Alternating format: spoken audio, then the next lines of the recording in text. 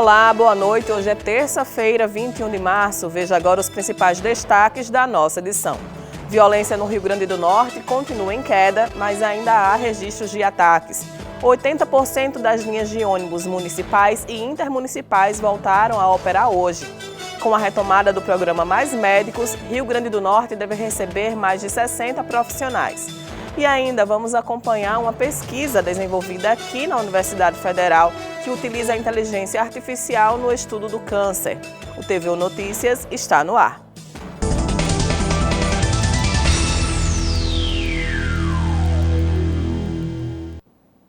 Hoje completa uma semana que o Rio Grande do Norte sofre ataques criminosos sistemáticos em mais de 20 cidades. Após o reforço integrado das forças de segurança, os atentados têm diminuído, mas ainda há registros. O repórter Alan Vinícius traz os números atualizados pela Secretaria de Segurança do Governo do Estado.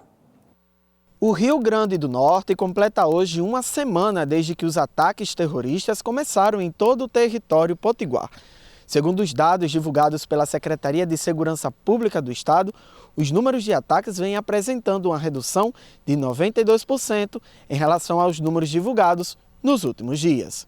Na última terça-feira, o Estado registrou 105 ataques criminosos em todo o território potiguar. Desde a última quarta-feira, após a chegada da Força Nacional, esse número vem diminuindo. O menor número foi registrado no último domingo, onde apenas 7 ataques foram registrados em todo o território potiguar.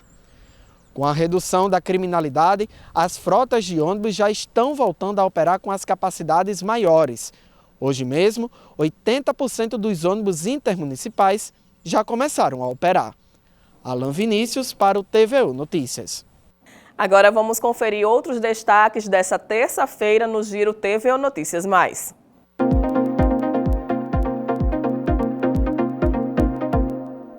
A Secretaria de Segurança Pública e Defesa Social se reuniu ontem com empresários do setor de transportes intermunicipais. Durante o encontro, foi decidido o retorno de 80% das linhas intermunicipais na Grande Natal. Os transportes funcionarão de 5h30 da manhã até 8 da noite. A ampliação da operação das linhas do transporte intermunicipal se soma à retomada do funcionamento integral das 5 empresas da Transpasse que atuam no setor: a Riograndense, Cabral, Alves, Jardinense e Nordeste. Foi acordado também com o governo do estado que os terminais de passageiros e garagens continuarão com reforço na segurança, com a presença da Polícia Militar e da Força Nacional. Durante a reunião, em relação à cidade de Natal, ficou definida a circulação da frota de 215 veículos, o que representa 70% da frota. Na capital, além da Polícia Militar e da Força Nacional, a segurança das garagens e terminais também contará com a presença da Guarda Municipal. Nos 2 primeiros meses desse ano, as equipes de fiscalização do Instituto de Pesos e Medidas do Rio Grande do Norte verificaram mais de 2.500 instrumentos de medição, com o objetivo de garantir o correto funcionamento e evitar prejuízos para o consumidor. Foram verificadas bombas de combustíveis, balanças comerciais, taxímetros e medidores de velocidade, dentre outros materiais. As fiscalizações foram realizadas na região metropolitana de Natal, em Mossoró e também nos municípios da região do Mato Grande, no interior do estado. No decorrer das vistorias, que são periódicas e devem ser realizadas todo ano em cada um desses instrumentos, um pouco de 2% dos equipamentos apresentaram algum problema no funcionamento. Os proprietários foram notificados e orientados a regular o equipamento. E com a retomada do programa Mais Médicos, o Rio Grande do Norte deve receber cerca de 63 profissionais, inicialmente, tendo em vista que essas vagas se encontram desocupadas no estado. De acordo com os dados do Ministério da Saúde, atualmente no Rio Grande do Norte, são 254 médicos atuando, sendo 132 ligados ao Mais Médico e 122 ligados ao Médicos pelo Brasil. Com essa nova edição do programa, a expectativa é que sejam abertas novos editais, inicialmente para profissionais brasileiros. Além da ampliação do número de médicos, estão previstos investimentos para a construção e reformas de unidades básicas em todo o Brasil, assim como a formação de novos profissionais que atuarão no programa, o que ficará a cargo do Ministério da Educação.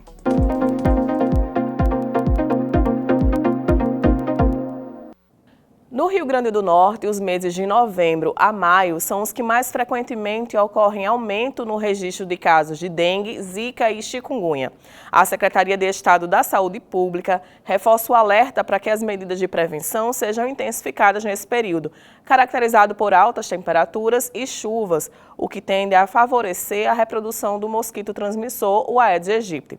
Segundo o boletim mais recente da saúde, foram notificados 1.669 casos de dengue aqui no estado. Desses, 294 casos foram confirmados e não houve nenhum óbito. Trabalhadores insatisfeitos com a situação salarial ou condições de trabalho já pensaram em pedir demissão do emprego. Esse é um fenômeno mundial que tem aumentado e atinge o Brasil, batendo o recorde em 2022. É o que você verá agora na reportagem de Giovana Araújo. Se demitir voluntariamente. Para muitos que estão na fila do desemprego, isso é algo impensável e vale suportar tudo por um trabalho. Mas vem crescendo a quantidade de pessoas que optam por esse caminho e os motivos são diversos. Ana Aline é jornalista e escolheu se demitir do seu emprego com carteira assinada e entrar no ramo do empreendedorismo. Um dos motivos foi o diagnóstico de síndrome de burnout causado pela exaustão do trabalho. A psicóloga disse, ou você para um pouco, ou você vai ser parada. E isso começou a me preocupar ainda mais. Foi quando eu comecei a me organizar financeiramente, psicologicamente, ter coragem e tomar a atitude que fez mudar completamente a minha rotina. Apesar de amar o que eu faço, apesar de gostar muito do que eu escolhi fazer para o resto da minha vida, que eu continuo fazendo, que é reportagem, que é contar histórias, eu não estava conseguindo contar a minha. E a minha história estava muito tumultuada naquele momento. Então, a pressão do trabalho, as condições em que a gente é submetido na rua. A pandemia teve impacto na forma como o trabalho é enxergado e, de acordo com o Cadastro Nacional de Empregados e Desempregados, o CAGED, até agosto de 2022, no acumulado de 12 meses, 1 em cada 3 desligamentos foram feitos pelo trabalhador. Há algum tempo, a gente, vamos dizer, é uma marca histórica do nosso país, é a quantidade de trabalhos precários que nós temos, A gente fez aqui na UFRN uma pesquisa no interior, mesmo durante ali em 2016, que a gente teve uma crise, quando começa a subir o desemprego no país, no mesmo momento as pessoas também estavam pedindo demissão, voluntariamente pedindo demissão. E a principal justificativa que elas davam era a questão da qualidade do emprego, os assédios que sofriam, o quão pouco recebiam no trabalho, a falta de condição, quanto estavam estressados ou adoecendo no trabalho. E essa é uma tendência que se mantém ao longo do tempo e provavelmente, na verdade, a gente tem alguns dados que ajudam a corroborar isso. Durante a pandemia isso piorou, Pós o lockdown, 2021, 2022, quando retorna ao trabalho presencial, a gente vê uma tendência também da piora desses trabalhos, seja aqui no Brasil, seja no mundo, E esse é um dos fatores que a gente pode ter. De um lado, a piora das condições de trabalho, as pessoas procurando melhores formas de sobreviver, Assim como muitos desses brasileiros, Ana Aline decidiu sair do seu antigo emprego e trilhar novos caminhos. Para ela, o empreendedorismo foi a solução e assim conseguiu ganhar qualidade de vida. O maior benefício que essa autonomia me trouxe foi a gestão do meu próprio tempo. Eu consigo planejar a minha semana de uma forma muito mais segura e leve. E aí eu consigo ter finais de semana, eu consigo viajar, eu consigo ver minha família, eu consigo ter Natal, Ano Novo, todas aquelas angústias que eu tinha quando trabalhava na empresa, hoje eu não tenho mais. Eu consigo me planejar muito mais fácil. Na empresa, a cultura organizacional é um dos elementos essenciais para o melhor ambiente de trabalho. De acordo com a psicologia, é essencial promover a qualidade de vida dentro do trabalho e também a saúde do colaborador. Mas Felipe ressalta que os programas não devem incluir apenas atividades extras que geram uma falsa sensação de emprego perfeito. É preciso ir além. Tem a ver com a promoção de melhores condições de trabalho, promoção de melhores pagamentos, promoção de melhores relações, principalmente entre lideranças e os grupos que são liderados, né? O combate ao assédio moral, assédio sexual, tudo isso passa por um compromisso, né, de uma atuação ética dentro das empresas, tentando mediar os conflitos que existem nesse ambiente, né? Apesar dos benefícios do emprego fixo, saúde e tempo estão sendo pontos relevantes para a nova geração e isso contribui para a decisão final da demissão. Um ato corajoso para uns, ao mesmo tempo que libertador. Escrever a carta de demissão é algo, ao mesmo tempo, de uma coragem, mas é libertador. Porque é você quem está decidindo sair. E isso conta muito, porque na hora que a gente vai para o mercado de trabalho com uma outra postura, você decide, ali é decisão sua. Então, você tem que estar tomado por uma decisão que dá medo, obviamente, mas dá uma sensação de que eu estou no lugar que eu quero estar. E aí, ser dona do seu próprio tempo. Nós sabemos que a inteligência artificial é uma realidade no nosso cotidiano e a aplicação desse campo da ciência também tem sido crescente na medicina. Vamos acompanhar agora uma pesquisa desenvolvida aqui na Universidade Federal do Rio Grande do Norte que utiliza a inteligência artificial no estudo do câncer.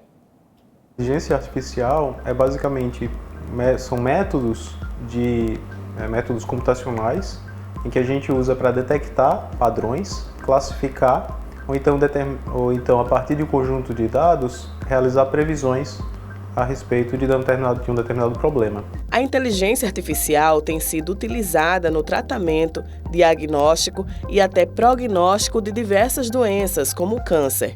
No Instituto Metrópole Digital da Universidade Federal do Rio Grande do Norte, uma pesquisa busca prever a sobrevida de pacientes com câncer renal, usando a aprendizagem de máquina. O fato é que também é uma doença bastante heterogênea. Existem fatores internos e fatores externos que podem estar relacionados ao câncer renal. Mas dentre os fatores internos,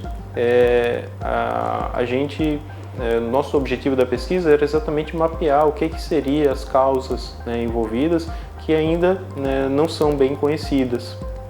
E, em particular, o uso da inteligência artificial ele veio colaborar com a nossa pesquisa. O nosso objetivo foi, então, selecionar quais desses genes corresponderiam a biomarcadores para determinar exatamente quais são os riscos envolvidos no avanço da doença. Dentro do genoma humano, nós temos um conjunto de genes que eventualmente podem ser alterados. Então, o nosso objetivo é exatamente identificar quais são os genes mais importantes dentro do processo cancerígeno e no avanço do câncer renal.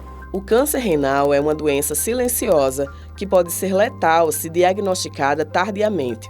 A doença está entre os 14 tipos mais comuns de câncer no mundo, com mais de 400 mil diagnósticos e mais de 170 mil mortes em 2020, segundo a Organização Mundial da Saúde. A sobrevida, quando o paciente atinge metástase, a sobrevida desse paciente em 5 anos é de cerca de 15%. Então, é uma doença que, se negligenciada, ela realmente é grave e pode ser letal. O trabalho utilizou dados públicos de pacientes de 2 projetos internacionais e contou também com o auxílio do Núcleo de Processamento de Alto Desempenho da UFRN. Dentro do nosso genoma, nós temos cerca de 20 mil genes, mais de 20 mil genes, que são codificados em proteína. Então, eventualmente, dentro da doença do câncer, esses genes eles podem ter sua função desregulada. Então, basicamente, no nosso estudo é investigar, além das contribuições já existentes na literatura, quais desses 20 mil genes poderiam estar sendo alterados. As nossas estratégias elas envolvem explorar dados existentes Então, tivemos mais de 400 pacientes, informações do genoma de 400 pacientes, e com diferentes progressões do câncer. E daí, basicamente, avaliamos como esses genes estavam alterados e usamos estratégias de seleção de características, diversas estratégias computacionais, realizando procedimentos de treinamento de modelos matemáticos e predição desses modelos matemáticos para avaliar como esse comportamento, né, como o avanço da doença estaria relacionada com os genes desses pacientes. O resultado, né, foi a gente chegar em uma assinatura gênica, né, que inclui 13 genes que correspondem a genes que podem mapear o risco do avanço, né, e separar pacientes em baixo risco, risco moderado e alto risco. Então, basicamente, a função dessa assinatura gênica seria tanto no diagnóstico quanto, eventualmente, no futuro, eles podem servir como potenciais alvos terapêuticos. Outra vertente da pesquisa investiga a função dos genes que não se alteram na evolução da doença. Quando a doença está em nível metastático muito alto, a chance de sobrevida dos pacientes cai em 15%, cai para 15%. Então, a gente busca ver, no caso, como esses RNAs agem, esses RNAs não codificantes agem sobre a doença. Não só os genes codificantes, mas como os RNAs não codificantes.